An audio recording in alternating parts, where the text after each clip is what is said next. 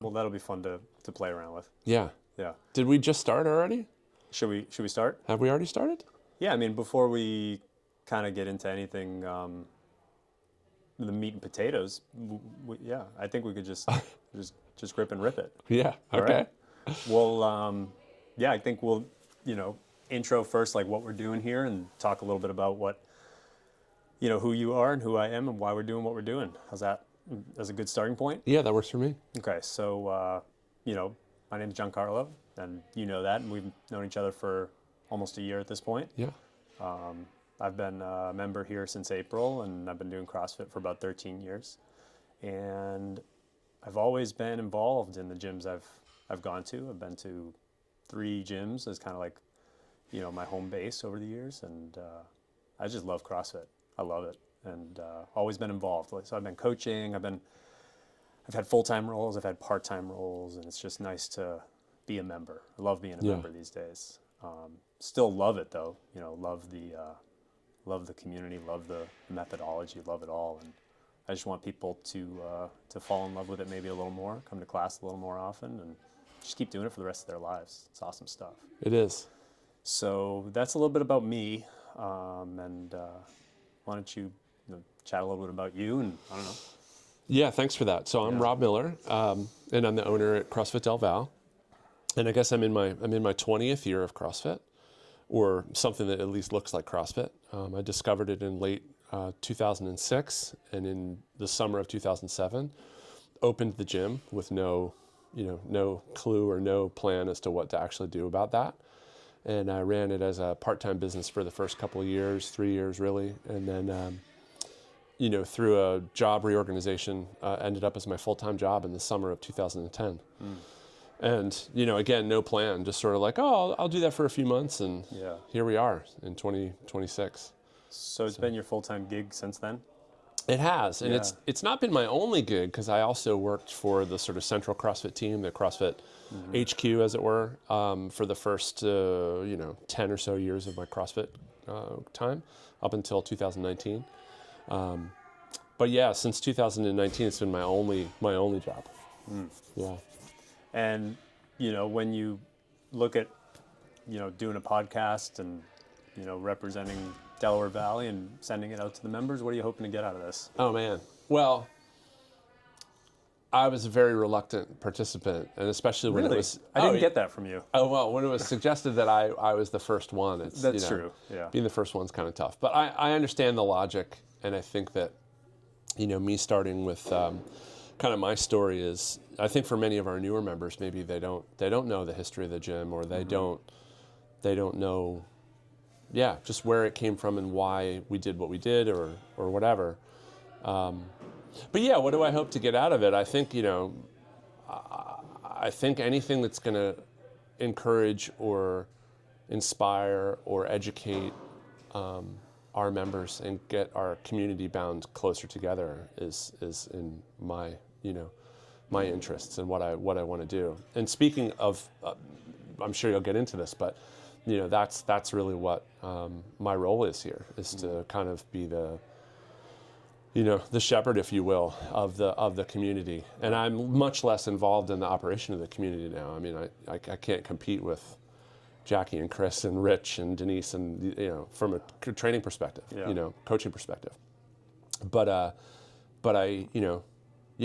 care deeply about CrossFit, and more so, I care deeply about our CrossFit and what we do here, in our 4 walls. So, yeah, it'll be fun to see where this takes us, because, I mean, we both love it, and it'll be interesting to see what kind of topics we end up covering. And, I know today we kind of have a playbook of, like you said, talking about your origin. I'd like to chat a little bit about, sport and fitness and what that looked like for you growing up. And so why don't we start with that? Like, were you an athlete growing up? Did you play sports? Like, what did that look like for you? Yeah. No, I really wasn't an athlete growing up, and I would identify more as like a heady, kind of nerdy kid. Growing into this big body and sort of not being very coordinated and not knowing what to do. I have this memory of playing like, Little League at Scenic Hills Elementary, and just getting, so frustrated and not being able to make contact, and Where was that? Did you grow up around here? I did. I grew up in Springfield. Okay, cool. So I've lived most of my life in southeastern PA. I had a brief sort of flirt with the Midwest and when I graduated college, but most of my time has been in and around Delaware County. Yep. You know, and but no, it didn't really do. I tried a lot of sports. You know, I played baseball and I did some wrestling. One of the sort of seminal athletic experiences that I had was my parents sent me to judo class at the Y on Lansdowne Avenue, the YMCA, and I took a bunch of judo, and I think there was something about that experience, and I think there's actually a close link between martial arts and CrossFit from the standpoint of you know, the articulation of technique and the understanding of positioning and those kind of things.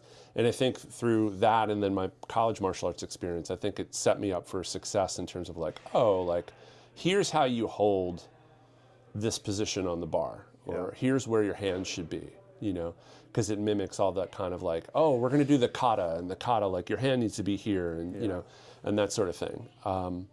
But yeah, I did a little bit of team sports when I was in high school, and honestly, a lot of that was just kind of a social catch-up. Yeah. Because I went through my middle school years and really socially didn't really come into my own until about 8th grade. And then 8th grade, it was like, oh, girls, like, oh, sports, there's a correlation here, you know?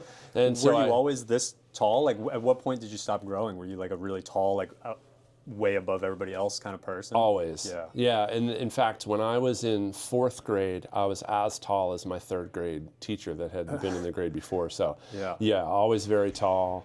And yeah, I had tall parents, tall siblings. Okay. So I picked the wrong sports for sure. I remember in 7th grade, I you know, Mr. Carosi, who ran the middle school basketball team, was like, you should try out. And I'm like, sure. And I never showed up for whatever reason. Yeah. And so it just didn't happen. But I played some lacrosse when I was in high school, but really at a JV level, because I think, you know, those kind of sports, even then it was starting to get like, oh no, if you didn't play in middle school, like you weren't going to be competitive unless you're a real athlete to catch up in high school. And I can only imagine what that's like now. I think it's even more, more competitive. But do you ever dunk a basketball? I could dunk a small basketball because I could palm it. But I could never palm a full basketball. So unfortunately, no. No. Do you think? I bet you still could. You think? You know, with a little bit of jump training, I bet you. You're like 6'5", 6'6". I mean, my driver's license says 6'6", but somewhere in between, I think. Yeah, I mean, I have to buy special pants. Special what? Special pants. Special pants, yeah. I'm not. There's no. You can't go to the Gap and buy jeans. It's not the way it works. No, that's not how that works for you. Yeah.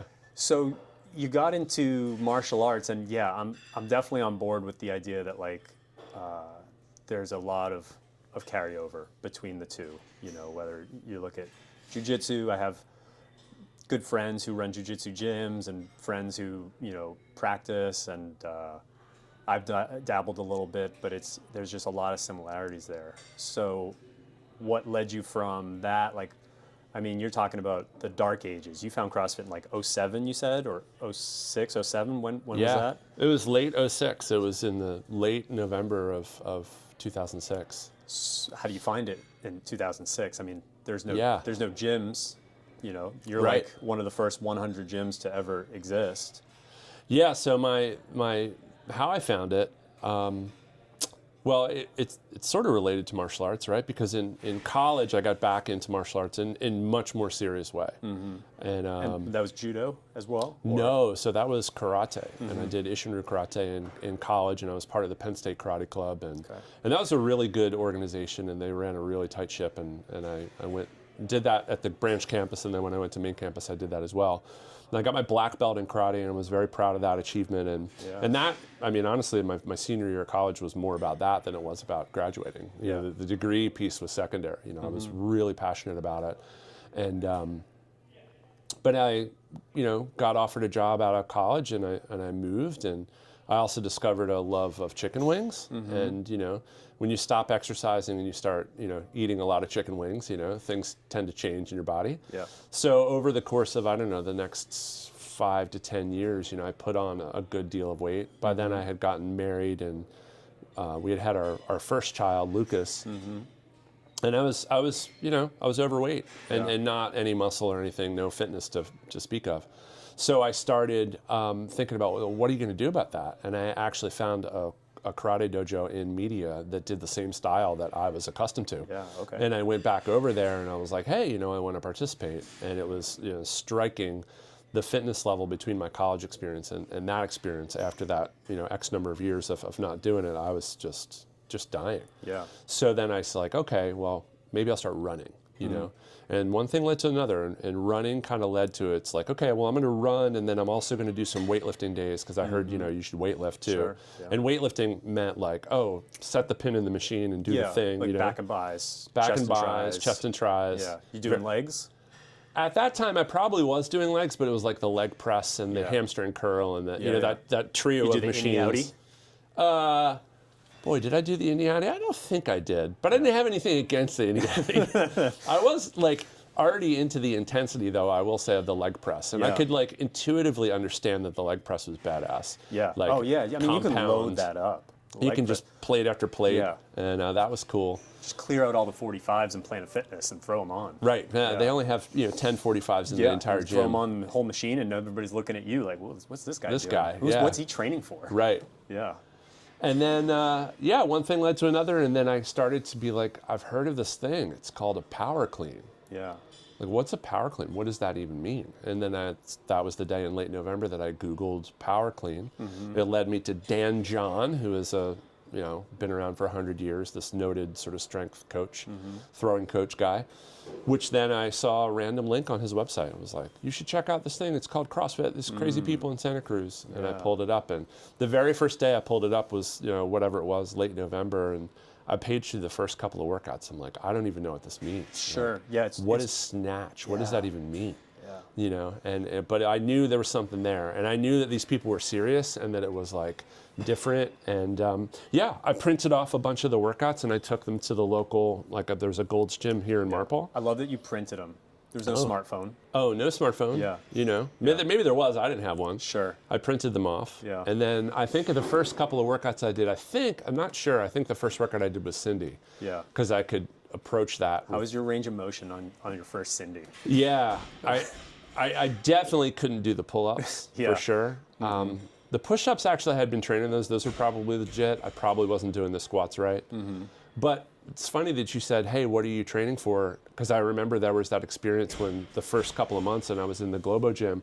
And just again, this is trying to set the stage. There was no one doing anything that looked remotely like this. Yeah. So we really take this for granted now when you go to a gym and you see people doing like functional fitness or this kind of training where they're mixing modalities. Like that was not a thing. You were either in the weight room or you were on a treadmill or some other cardio thing, and never the two shall meet. Never. And I remember, I was doing the main site workout and it was like, okay, take a barbell, hold it above your head in this V, and then lunge across the gym, and you need to cover like 100 feet. And I'm doing this in front of the treadmills, and I could feel the eyes looking at me like, what is up with this guy? And someone actually came up to me, and they're like, are you training for something? And I was like, no, it's this CrossFit thing, blah, blah, blah. Yeah. And man, I just fell in love. So you sorry, were doing it on I'm riffing here, but no, riff. This is what this is for. So you're doing it on your own. Yep. Training and kind of still doing karate and doing that, and then and I think I actually dropped the martial arts soon thereafter and just started focusing on the CrossFit piece. And the company that I worked for Mars Incorporated, which is a pet food and candy company, and they had a little gym in our facility, and I actually had transitioned out of the sort of IT roles that I had been doing into I became the personnel manager for my group, which gave me a budget to do sort of site improvement stuff. And I bought a bunch of plates. I bought bumper plates, which for the office, which at the time, again, wasn't a thing. Yeah, like where do you find them? Rogue doesn't exist. Right, we had to order everything separately. So, and then started doing it there as well. And that's kind of where it started to take off for me. But then, all right, so where do you, there's still a big jump from I'm buying plates, on the company dollar to I'm going to open up a gym. And so how do you make that jump? Yeah. I was married at the time. I said to my then wife, which by then we had 2 children, and Madeline was, I don't know how old she was, probably 3 months old. And I said, hey, I want to start a side business. can I use your mom's garage? And my wife looked me dead in the eye and was like, no way. We have a young child and another, almost, whatever, 3-year-old over here. There's no way. But over the course of a week or whatever, I convinced her to let me try it. And that's how it started. And really, there was never any kind of like notion that it would certainly become, anything like this. Yeah. I was, as dedicated to my career, my professional career as one could be. They would send me all over the place. I was traveling to, Latin America and going to Europe and all these places. Like, I was into it. Yeah.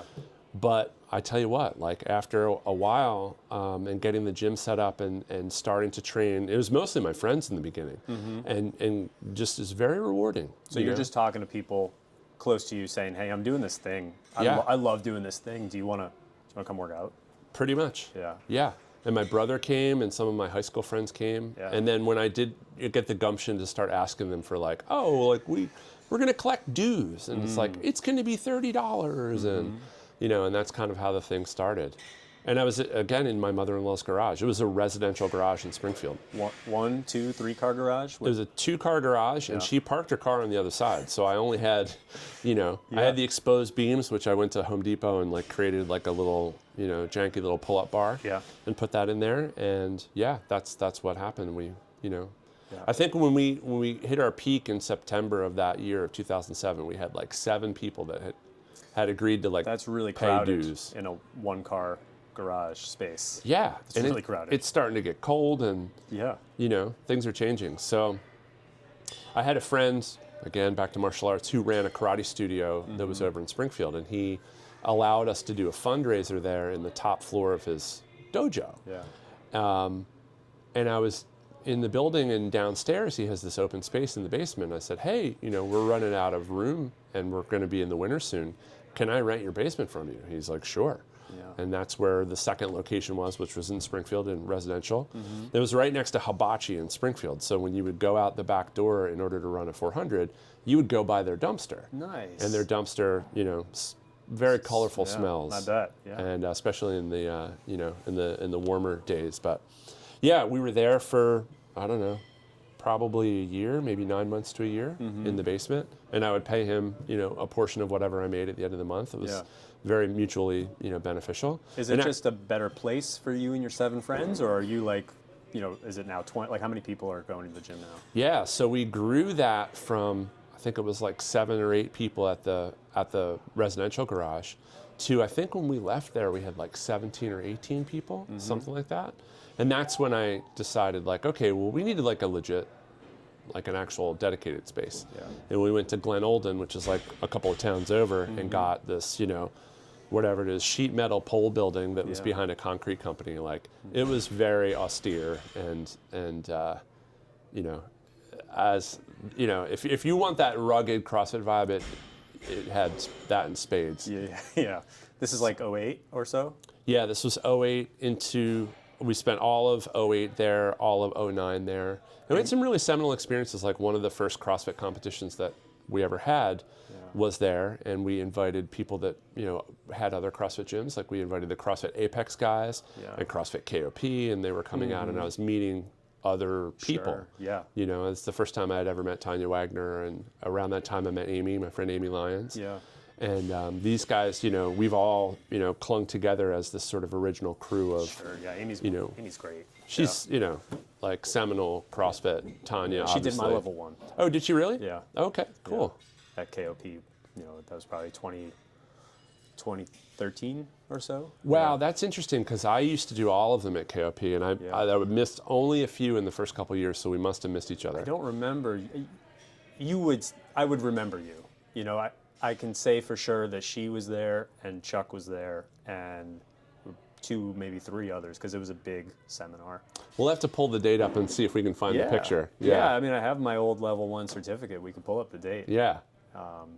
So when you go from, are you calling yourselves CrossFit Delaware Valley in Glen Olden? Yeah. And in fact, 2 of the members that we got out of CrossFit, or out of DelVal in Glen Olden, are still here. Oh, really? Which is crazy, Who are they? Helen White. Yeah. Right? Yeah. And Helen she's on a sort of an injury leave now, but, everyone here knows Helen. Yep. And then Kishani Martin, who's my longest standing customer.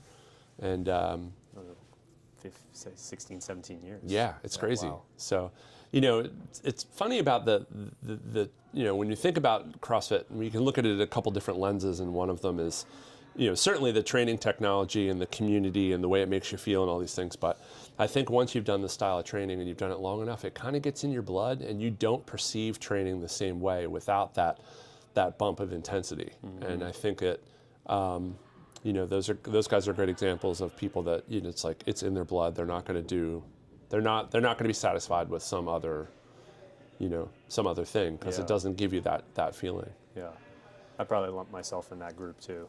For sure. I would say I'm a lifer. Yeah. I'm going to be doing this until I can't do it, and when I can't do it, I'll do something scaled. Right? Yeah. But it's going to be it's just got to be something I do. I love doing it. So when you go from, Glen Olden, there was a move, not to this exact building. Where did you move from Glen Olden to next? Yeah, we were up the street on Parkway Drive, and we made that move in May of 2010. And I actually signed that lease in the winter of 2010 because I knew that I was going to end up losing my job that year at some point. How did you know that? Yeah, so Mars acquired the Wrigley Gum Company, which is itself like at the time was like a $5 billion business. It was a massive business. Yeah. And as part of that, they, committed to having some shared services and cutting a lot of IT stuff.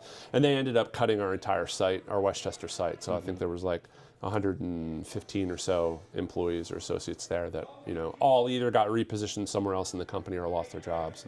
So I had the opportunity to stay with them, but it would have meant that I was going to move to, North Jersey. Yeah. And I was getting divorced at the time. It just wasn't the right call for me. So I went into that May of 2010 and moved to Broomall and said, okay, now we have like a bigger spot. We have a 3,600 or so square foot spot.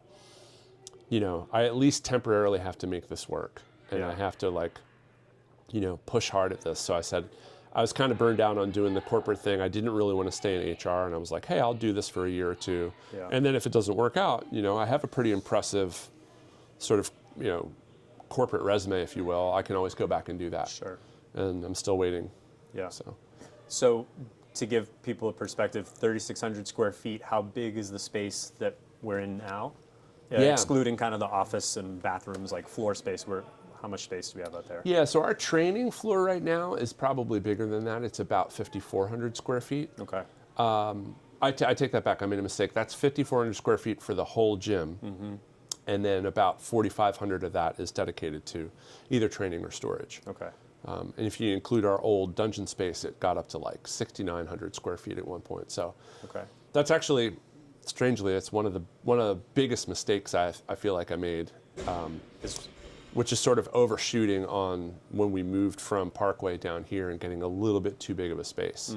And if I had to do it again, we probably would never have had the dungeon, despite the fact that the dungeon was great and we had a lot of good times in there, but it was just a little too big. I think there was this period of time, when we moved down here, 2013, 2014, there was sort of this arms race, happening with gyms, like bigger is better and you need to be able to, roll up with all the equipment and space, and from a business perspective, space is one of the most expensive things. Yeah. So now that the dungeon is sort of rented out, we're in a much better, from a business perspective, a much more secure place. Yeah, it's interesting you say that, because especially lately with that 515 class, we're doing partner variations of just about every workout. Yeah. There were like 26, 27 people in the class this morning. Yeah. And it's got to, different people have different opinions. In my opinion, it's a net positive having that many people in class. Yeah. Right? Yes, there's not enough equipment. Yes, the workout has to change. Yep. But overall, it's a net positive for sure. Yeah. And I think sometimes you get the space to be, it's beautiful, right? You can have the beautiful space with all the equipment, and then it feels almost a little bit empty. Even like a 15-person class, you're like, it's too spaced out. It feels really great to be shoulder to shoulder with somebody who's working as hard as you are. Yeah. And I think that's a really great thing that's happening right now here. How do you feel about that? Well, thank you for bringing it up, and I appreciate your comments on it. I will say that it causes me great anxiety. But knowing what I know, during COVID, for example, and we limited the number of people that would come to each class, Yeah. which, given those circumstances, seemed like the right thing to do. But I remember the anxiety that my members felt about, like, hey, I have to sign up because I'm going to miss it. Or I'm unable to come because I did miss it, and now I have to move to another place. And so what I learned through that lesson is sort of timing and logistics trumps everything. And if you can't make the class time that you want, there's many of my members that if they couldn't make that class time, they're going to no longer be members. I'm one of them. Yeah. Yeah. So we go into that with a guarded, kind of view that says we're not. I mean, I don't see a world where we will ever cap classes, because I would rather people have the freedom to move, and I'd rather solve those issues with creativity and logistics. And that's where Chris, who writes all of our programming and adapts our programming, really shines, because Chris will come and he'll send me a text at 6:00 at night, like, did you see tomorrow? We're already at 20 people, and what do you think about this? And so we're talking behind the scenes quite a bit about how to do this. And I mean, just to Chris is awesome. The mega class idea, which only just started these last 2 days, is fantastic, because I think that it legitimizes what's happening in those larger classes. Yeah. Instead of being shoehorned into, I did this with, my partner, and there was 2-minute rest instead of one, and like kind of typing that all in. Yeah. It really, and it's such a silly thing, right? But like, you're doing something that's written in the app on the whiteboard. Yeah. As opposed to changing it and needing to kind of like type it in yourself. Yeah. I mean, there's something to be said about being able to punch that RX button, and it kind of feels like that. You know what I mean? Oh, 100%. And I'm not somebody that I'd probably scale 3 out of the 5 to 6 workouts I do every week in any number of ways. But it's just really nice to have that option right there in front of you and say, like, oh yeah, this was what I did today. And I think that's a really great idea by Chris and you. I don't know where that came from, but it's fantastic. It's cool. Sounds cool too. The mega class. That was 100% him. In fact, he did that totally without, we didn't even talk about it. We talked about, what we talked about was that continuum of, the old way, which you remember this from 2013, which everything was about being RX'd. Sure. And it was about getting to the RX level. And a lot of people had a lot of very intense feelings tied up in that concept. Sure. But that's actually one of the things that I think has changed really for the better in CrossFit, and that RX kind of, RX gone wild kind of mentality has now been supplanted by, community above all else. Let's work out together and get a good workout. And yeah, RX is still there, but I think it's secondary now. And it's great that I think that it's that way. Now, maybe that's just our gym, and perhaps if you went to another CrossFit gym, they still live in that kind of RX world. Yeah. But I think, I would much rather run a community gym where we have, a lot of diversity. And I mean that in the traditional sense of, race and gender and all this kind of stuff, religion and all those sorts of things. But I also really like the diversity in athletic levels that we have in our gym. And I don't want an RX only gym. Like, I want people that are like, oh no, I'm a beginner. And I feel like I can get along here, and I feel like I'm part of the thing. Because again, like, going back to my personal experience, like, being a non-athlete, like, I know what that feels like. Yeah. Yeah, I think it's a really important part of a gym that feels welcoming, right? Is to have that diversity, and to have the diversity in viewpoints, like you mentioned, and all your identifiers, but then also the athletic background and athletic ability is just so great to have, where you can see anybody in class doing something similar to what you're doing, and something different, and it's a really welcoming environment. It's a really great place to be here. I mean, like, not just abstract, like a CrossFit gym, but here, and what you're doing here, you and Chris and Jack and everybody else that puts in the work. So it's great to see that. I think that January is always a busy time, and I mean, obviously, you're a little bit larger than the 7-person gym that you started with in your garage. But what is what's going well. Like, I know the stickers were a huge hit in Stickers, 2025. dude. Stickers, Yeah. tell me about stickers. Tell me about 2026 and Yeah. what's going on. Well, okay, so the stickers, right? The genesis of the stickers, right? Yeah. I had heard this sort of rumblings in 2024 of other gyms kind of implementing this concept. Yeah. And as we got towards the year, we had this reflection period where we try to think about, like, okay, well, what are we going to do this year? And like in years past, it was like, we should do personal training. And years before that, it was like, we should have a nutrition program. And we would, kind of implement those things. And last year it was the stickers. Yeah. And enough of the gyms that use our software, PushPress is the software, were on board with this that the guy at PushPress was like, hey, we're going to add some functionality to the app. Yeah. And so the one level is having the stickers, and then the second level is like the app supports it, and it just really kind of puts this momentum, in this single stream kind of thing, which supports really our number one, training edict, which is like, above all else, show up. Consistency. Show up. Show up. I If you- can't tell even you if how you many have a- times I would tell people that. Yeah. Just show up. I know it says something, you don't know what it says, you can't do it, just show up. I'll take care of you. Right.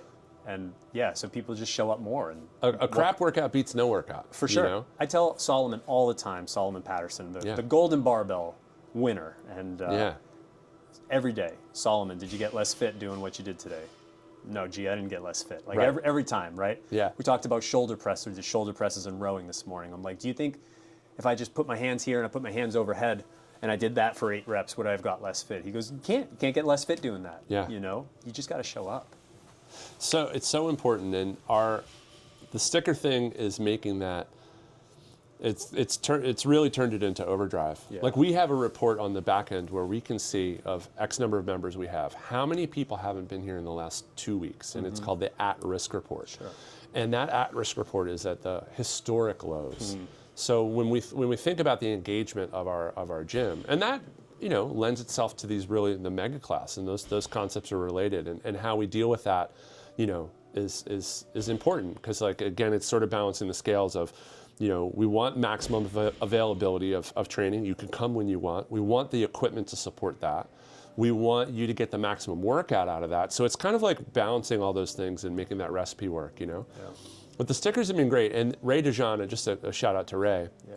Ray, again, took it to some totally other place. And I know, because I'm part of these like little Facebook groups and stuff where people will put like, a lot of these gyms, the owner sits on Canva and designs the sticker for the month. And I dropped my stickers on this one board recently, and people were like, what? Yeah. And I'm like, yeah, dude, like, we have a legit designer. Yeah. And it's the investment into that program, because, again, like, no shade on the gyms that are doing it themselves, and I'm all for DIY, but, the Ray is just taking it to a totally different place. Yeah. And so we have some plans this year to kind of like, sort of take that to another wrinkle up, and do some new things that I think that'll be cool. Like I said at the Christmas party, the increase the whimsy, of the program. So yeah, I think I love getting stickers. Selfishly, personally, I love getting the sticker every month. I love seeing what the design's going to be, and they're always just so.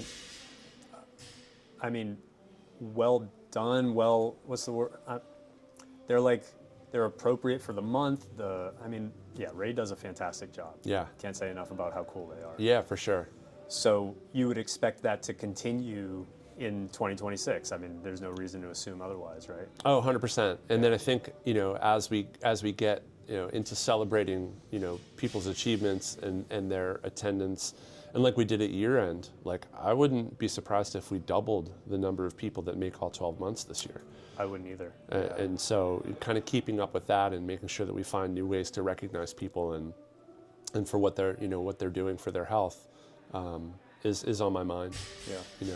Doing that kind of thing. But yeah, sticker program's great. It's funny because, like, from a business perspective, we had a very good year last year. And when we see, like, well, what did we do differently? Because largely the training hasn't really changed. Sure. Like, yeah, we put the levels in and a couple of small things, but the stickers, I think, was the big change. So I was very, very pumped about that. Yeah.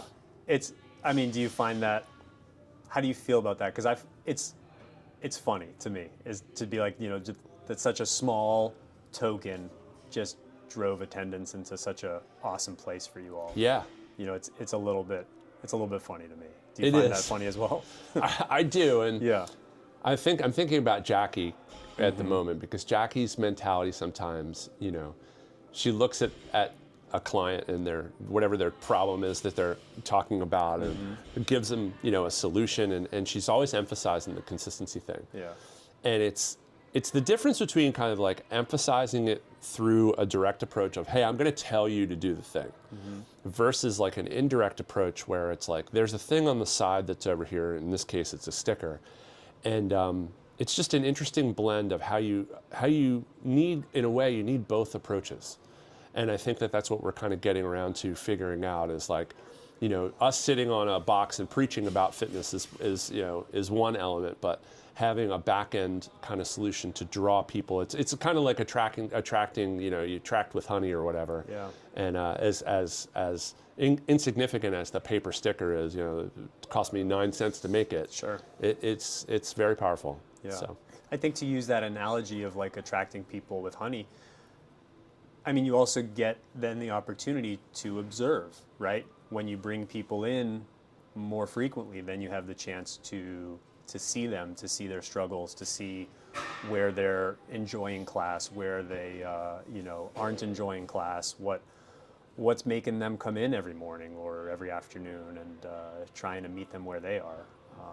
I think the more touch points you have with your members, the better off you can coach them.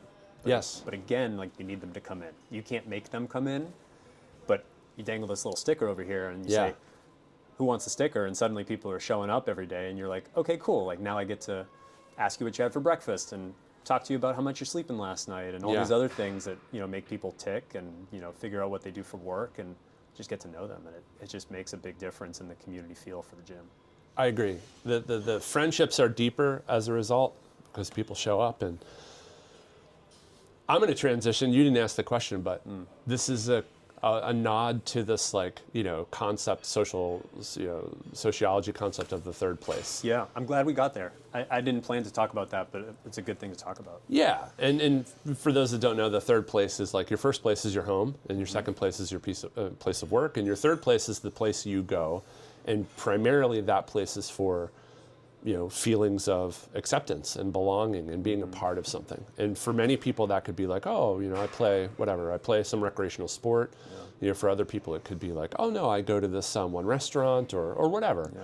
And I love that. Church or bowling leagues. Church, bowling league. That's a great example.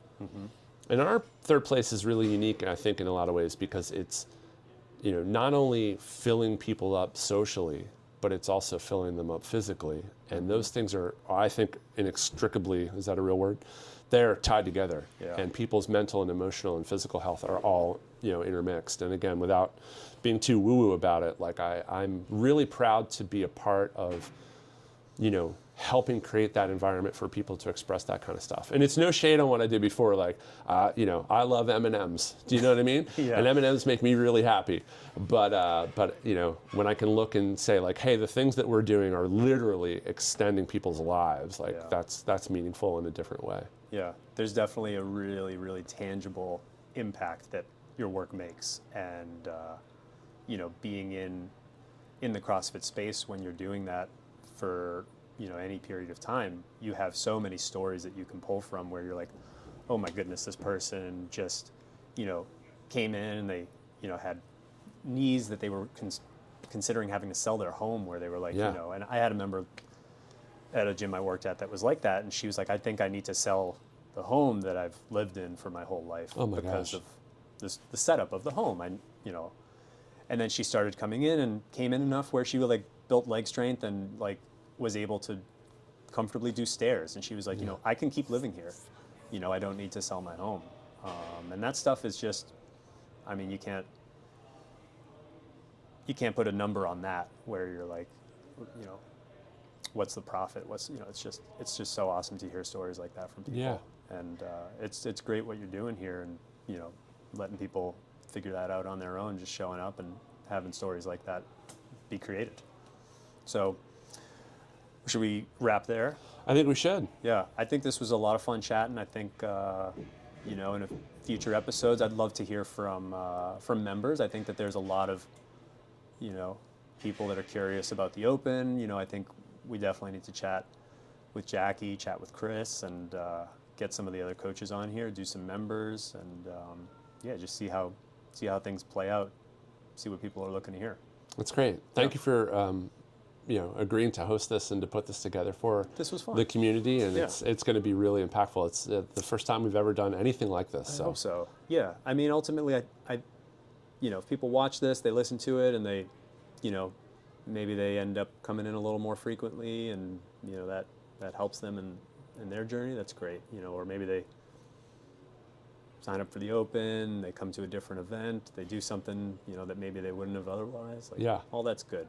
Just I hope it came across that you and I obviously have a shared passion for training, for CrossFit, and yeah, I think people will pick up on that, and I'm excited about doing some more episodes. Me too. Yeah. Me too. Awesome. All right, bud. Cool. This was a good chat. Appreciate it. Yeah.